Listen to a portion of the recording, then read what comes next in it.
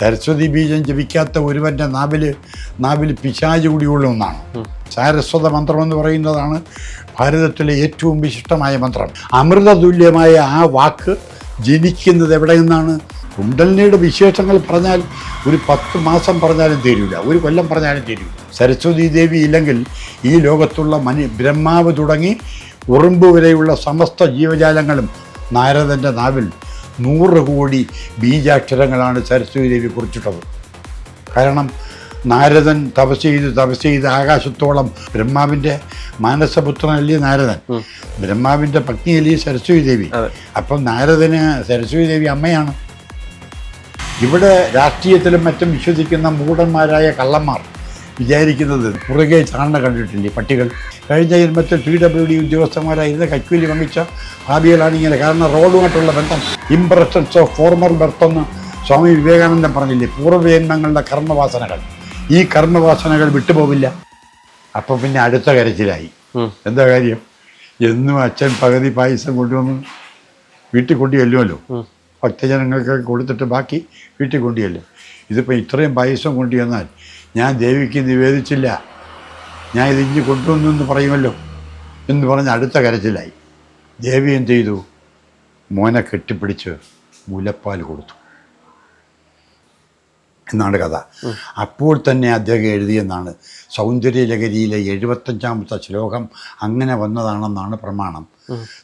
തപസ്തന്യം മന്യേ ധരണിധര കന്യേ ഹൃദയതക പയപാരാവാരക പരിവകതി സാരസ്വതമിവ ദയാവത്യാദത്തം ദ്രവിഡ ശിശുരാസ്വാദ്യ തവയത് കവീനാം പ്രൗഢാനാമജനിക്കമനീയ കവയിത.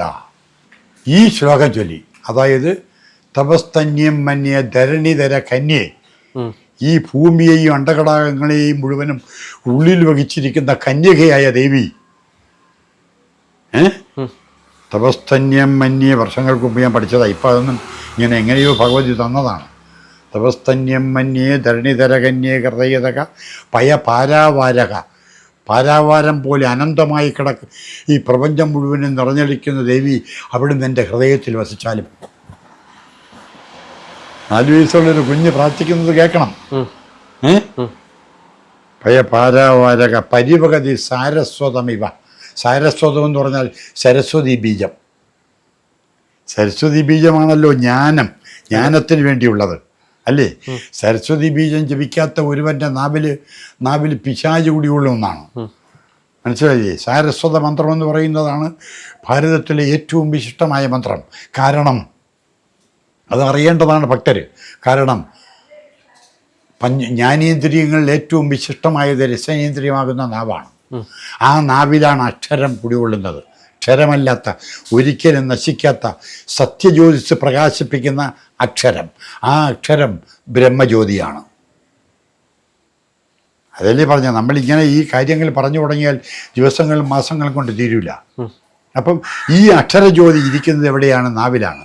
ഈ നാവ് കൊണ്ട് നമുക്ക് റോഡേ പോണവൻ്റെ അടിയും വാങ്ങാം, അനുഗ്രഹവും വാങ്ങാം അല്ലേ? പറയാൻ പാടില്ലാത്തത് അനവസരത്തിലോ അവസരത്തിലോ എങ്ങനെയായാലും എവിടെയായാലും പറഞ്ഞാൽ ചിലപ്പോൾ അടി വാങ്ങാം. എന്നാൽ കൊടുവാളം ഉയർത്തി വരുന്ന ഏത് ദുഷ്ടനെയും ഇതേ നാവ് കൊണ്ട്, സദ്വാക്കുകൾ കൊണ്ട്, സാത്വിക പദങ്ങൾ ഉപയോഗിച്ച് അവനെ ചിരിച്ചുകൊണ്ട് അവനെ തൻ്റെ വരുതിക്ക് നിർത്താനും പറ്റും. അത്രയ്ക്ക് മഹത്തരമായ ഒന്നാണ് ജ്ഞാനേന്ദ്രിയങ്ങളിൽ ഏറ്റവും പ്രധാനമെന്ന് വിശേഷിപ്പിക്കപ്പെടുന്ന രസനേന്ദ്രിയമാകുന്ന നാവ്. രസം ഉൽപ്പാദിപ്പിക്കുന്നത് കൊണ്ടാണല്ലോ അതിന് രസനേന്ദ്രിയം എന്ന പേര് തന്നെ വന്നത്.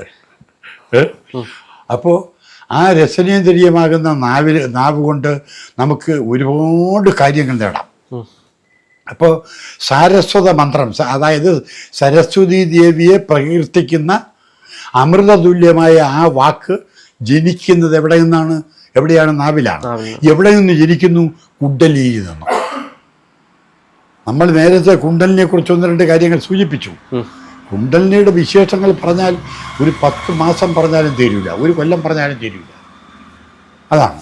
അപ്പോൾ ഈ കുണ്ടലിനി ശക്തി, ഇപ്പം ഉദാഹരണം നമ്മൾ എന്നെ കണ്ട്, ഞാൻ അങ്ങേ കണ്ട് നമസ്തേ നമസ്തേ എന്ന് പറയുന്ന ആ സെക്കൻഡ് കുണ്ടലിനിയിൽ നിന്ന് ഈ ശബ്ദം വന്ന് എവിടെ നമ്മുടെ നാവിൻ തുമ്പിലെത്തി പറയുകയാണ്. എത്ര സെക്കൻഡുകൾക്കകം, ഒരു സെക്കൻഡ് കൊണ്ട് 1000 കോടി കിലോമീറ്ററിൻ്റെ വേഗതയിലാണ് ഈ കുണ്ടലിനി ശക്തി നമ്മുടെ നാവിലെത്തി പറയിപ്പിക്കുന്നത്. ഇത് സരസ്വതി ദേവിയുടെ വരദാനമാണ്. സരസ്വതി ദേവി ഇല്ലെങ്കിൽ ഈ ലോകത്തുള്ള ബ്രഹ്മാവ് തുടങ്ങി ഉറുമ്പ് വരെയുള്ള സമസ്ത ജീവജാലങ്ങളും മൂകരായിത്തീരും. ശരിയല്ലേ? സംസാരിക്കാൻ പറ്റില്ല, നമുക്കെല്ലാം ഗോഷ്ഠി കാണിക്കാനേ പറ്റൂ, അങ്ങോട്ടും ഇങ്ങോട്ടും, അല്ലേ? അതാണ് ആ അമ്മയുടെ വരദാനം. എത്ര മഹത്തരമാണെന്നൊന്ന് ആലോചിച്ച് നോക്കണം. നാരദൻ്റെ നാവിൽ 100 കോടി ബീജാക്ഷരങ്ങളാണ് സരസ്വതി ദേവി കുറിച്ചിട്ടത്. കാരണം നാരദൻ തപസ് ചെയ്ത് ആകാശത്തോളം ഉയർന്നു. നാരദൻ തപസ് ചെയ്ത് സരസ്വതി നദിയുടെ തീരത്തുള്ള മണ്ണ് പർവ്വതമായി, പർവ്വതം പോലെ ഉയർന്നു. അത്രയ്ക്ക് ഘോരതപം ചെയ്തു. അമ്മയ്ക്ക് പിന്നെ 3ാമത് മകൻ കൂടിയാണല്ലോ താത്വികമായി പറഞ്ഞാൽ. ബ്രഹ്മാവിൻ്റെ മാനസപുത്രനല്ലേ നാരദൻ, ബ്രഹ്മാവിൻ്റെ പത്നിയല്ലേ സരസ്വതി ദേവി. അപ്പം നാരദന് സരസ്വതി ദേവി അമ്മയാണ്. ആ സരസ്വതി ദേവിയാണ് മൂകാംബികയിൽ കുടികൊള്ളുന്നത്. ഇത് കാരണം എൻ്റെ മലയാള നാട്ടിലെ മക്കളെല്ലാം മഹാജ്ഞാനികളായി സരസ്വതിയെ ഉപാസിച്ച് ജ്ഞാനമാർഗത്തിലൂടെ മോക്ഷമടയട്ടെ എന്ന് കാരുണ്യത്തിൻ്റെ നിറദൈവമായ നിറകുടമായ ശങ്കരാചാര്യ ഭഗവാൻ തീരുമാനിച്ചു. അതിൻ്റെ അടിസ്ഥാനത്തിലാണ് അദ്ദേഹം ദേവിയെ ഇങ്ങോട്ടേക്ക് കൊണ്ടുവന്നത്. മൂകാംബികയിലും ചോറ്റാനിക്കരയിൽ, ഇപ്പം മൂകാംബികയിൽ ഒരാൾ വ്രതമിരുന്ന് അമ്മയുടെ അനുഗ്രഹം നേടുന്നത് പോലെ തന്നെ ചോറ്റാനിക്കരയിൽ ഇരിക്കാം, റിസൾട്ട് ഒന്ന് തന്നെ. അപ്പോൾ പരാശക്തിക്ക് അനന്തകോടി ഭാവങ്ങളുള്ളതിൽ ഏറ്റവും ശ്രേഷ്ഠമെന്ന് പറയുന്നത് 3 ഭാവങ്ങളാണെന്ന് ദേവീമാഹാത്മ്യത്തിലും ഉപനിഷത്തുകളിലും പറയുന്നുണ്ട്. ഒന്ന് ഏറ്റവും പ്രഥമം, ഒന്നാമത്തത് സരസ്വതി ഭാവം, ജ്ഞാനമാർഗം. ജ്ഞാനമാർഗത്തിലൂടെ മാത്രമേ ഒരാളിന് മോക്ഷമുള്ളൂ. അപ്പോൾ കർമ്മമാർഗമോ എന്ന് എന്താ ചോദിക്കാത്തത്? കർമ്മമാർഗത്തിലൂടെ മോക്ഷം നേടാമെന്ന് വിചാരിച്ച് സാത്വിക കർമ്മങ്ങൾ അനുഷ്ഠിക്കുന്നവനും ആ കർമ്മത്തെക്കുറിച്ച് ജ്ഞാനം വേണോ വേണ്ടേ? വേണം. എങ്കിലേ ആ കർമ്മ ശുദ്ധിയാവും. അപ്പം അവിടെയും പ്രാധാന്യം ഏതിനാണ്? ജ്ഞാനത്തിനാണ്. അങ്ങനെയാണ് ഇത് വരുന്നത്. ഒരാൾ എത്ര സാത്വിക കർമ്മം ചെയ്താലും, ഒരു 100 യാഗങ്ങൾ നടത്തിയാലും 100 പൂജകൾ ചെയ്താലും അത് ഫലവത്താക്കണമെങ്കിൽ താൻ ചൊല്ലുന്ന മന്ത്രത്തിൻ്റെ അർത്ഥവും ആ മന്ത്രം ഉൾക്കൊള്ളുന്ന ദേവതയുടെ ദൈവിക ഭാവവും അവൻ അറിഞ്ഞിരിക്കണം. അറിഞ്ഞു ചെയ്യുന്നതിൻ്റെ ഫലവും അറിയാതെ ചെയ്യുന്നതിൻ്റെ ഫലവും രണ്ടും രണ്ടാണ്, അല്ലേ? ഞാൻ അങ്ങയോട് പറയുകയാണ്, പഞ്ചസാര വളരെ മധുരമുള്ളതാണ്, കൽക്കണ്ടം മധുരമുള്ളതാണ്, കദളിപ്പഴം മധുരമുള്ളതാണെന്ന് 100 വട്ടം പറഞ്ഞാലും അങ്ങയ്ക്കത് ശരിക്കും ബോധ്യമാവില്ല. അതിനേക്കാൾ നല്ലത് ഇതാണ് പഞ്ചസാര, നാവിലേക്ക് ഇട്ട് തന്നു, അങ്ങേക്ക് അതിൻ്റെ രുചി മനസ്സിലായി. ഇതാണ് കദളിപ്പഴം, കഴിച്ചോളൂ. ഇതാണ് കൽക്കണ്ടം എന്ന് പറഞ്ഞാലോ, അപ്പോൾ അനുഭവമായി. 10 രൂപ കൊടുത്താൽ ഒരു ഡ്രൈവിംഗ് സഹായി എന്ന് പറഞ്ഞൊരു പുസ്തകം കിട്ടും. അതും വാങ്ങി വായിച്ചുകൊണ്ട് ഒരുത്തൻ ഡ്രൈവിംഗ് സീറ്റിൽ കയറിയിരുന്ന് വണ്ടി ഓടിച്ചാൽ സകല ഇലക്ട്രിക് പോസ്റ്റും ഇളക്കി മാറ്റേണ്ടി വരും, അല്ലേ? തീർച്ചയായിട്ടും. അപ്പം അതാണ് പറഞ്ഞത്. മന്ത്രമായാലും തന്ത്രമായാലും അറിഞ്ഞനുഭവിക്കണം. അവൻ അറിയാൻ ആഗ്രഹിക്കണം, അല്ലേ? ഇത്തിരി പാടുപെടും, ഇത്തിരി ഉറക്കമിളയ്ക്കേണ്ടി വരും, ഇത്തിരി നേരം പ്രയാസപ്പെടേണ്ടി വരും. എന്നാലും അവ അറിഞ്ഞാണ് ഒരുത്തൻ മന്ത്രം ചൊല്ലുന്നതെങ്കിൽ അതിൻ്റെ ഫലം വിശേഷമായിരിക്കും. അവൻ പ്രതീക്ഷിക്കുന്നതിനേക്കാൾ ചിലപ്പോൾ നല്ല റിസൾട്ട് ആ മന്ത്രോച്ചാരണത്തിലൂടെ ലഭിക്കും.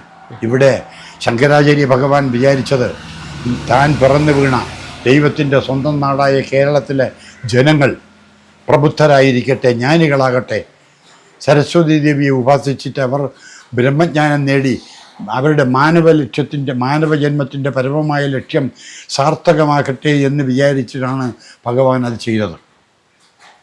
മൂകാംബികയിൽ പരാശക്തി കുടികൊണ്ടുവെങ്കിലും ചോറ്റാനിക്കരയിലുമുണ്ട്. അപ്പം സരസ്വതി ഭാവമാണ് ഒന്നാമത്തേത്. രണ്ടാമത്തേത് ലക്ഷ്മി ഭാവമാണ്. ലക്ഷ്മിക്ക് തന്നെ അഷ്ടലക്ഷ്മി ഭാവങ്ങളുണ്ട്, 8 ഭാവങ്ങൾ. അടുത്തത് തമോ ഗുണപ്രധാനമായ കാളീഭാവം. ശരിക്കു പറഞ്ഞാൽ കാളീദേവിയാണ് കൂടുതൽ, ലക്ഷ്മി ഭഗവതിയാണ് സമസ്ത ജീവജാലങ്ങൾക്കും അന്നവസ്ത്രാദികൾ കൊടുക്കുന്നത്. ദേവിയാണ് ഭൂമി. ദേവിയുടെ സ്ഥൂല ശരീരമാണ് ഭൂമി. ഇവിടെ രാഷ്ട്രീയത്തിലും മറ്റും വിശ്വസിക്കുന്ന മൂഢന്മാരായ കള്ളന്മാർ വിചാരിക്കുന്നത് ഭൂമി ദേവിക്ക് കണ്ണും കാതും ചെവിയൊന്നും ഇല്ലല്ലോ, ഭൂമി ദേവി ഇതൊന്നും അറിയുന്നില്ലല്ലോ, എനിക്ക് എന്ത് ഗുണം ആയി കൊള്ളാമല്ലോ എന്നാണ്. അടുത്ത ജന്മം വണ്ടിക്കാളെ പെരിക്കാലട്ടേക്കായിട്ട് ജനിക്കാം. ചിലർ പുറകെ ചാണ കണ്ടിട്ടില്ലേ പട്ടികൾ? നമ്മൾ കാറിൽ പോകുമ്പം കഴിഞ്ഞ ജന്മത്തിൽ PWD ഉദ്യോഗസ്ഥന്മാരായിരുന്ന കൈക്കൂലി വാങ്ങിച്ച ഭാവികളാണ് ഇങ്ങനെ. കാരണം റോഡുമായിട്ടുള്ള ബന്ധം അവർക്ക് വിച്ഛേദിക്കാൻ പറ്റില്ല. വാസന, ഇംപ്രഷൻസ് ഓഫ് ഫോർമർ ബർത്ത് എന്ന് സ്വാമി വിവേകാനന്ദൻ പറഞ്ഞില്ലേ, പൂർവ്വജന്മങ്ങളുടെ കർമ്മവാസനകൾ. ഈ കർമ്മവാസനകൾ വിട്ടുപോവില്ല. ഏത് രൂപം എടുത്താലും ജീവിയായിട്ട് പറഞ്ഞാലും കർമ്മവാസന മാറില്ല. അതുകൊണ്ടാണ് ഈ പട്ടിയുടെ രൂപം പ്രാപിച്ച് കുറുകെ ചാടുന്നത്.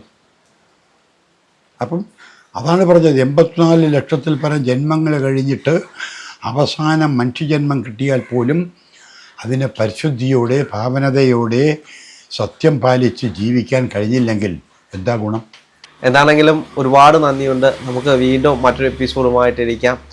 ശക്തിയും നമ്മൾ പറഞ്ഞു കഴിഞ്ഞാൽ തീരാത്ത അത്ര ഒരു കടൽ പോലെ കിടക്കുന്നൊരു സമ്പ്രദായമാണ്. എന്താണെങ്കിലും ഒരുപാട് നന്ദിയുണ്ട്. നമസ്തേ.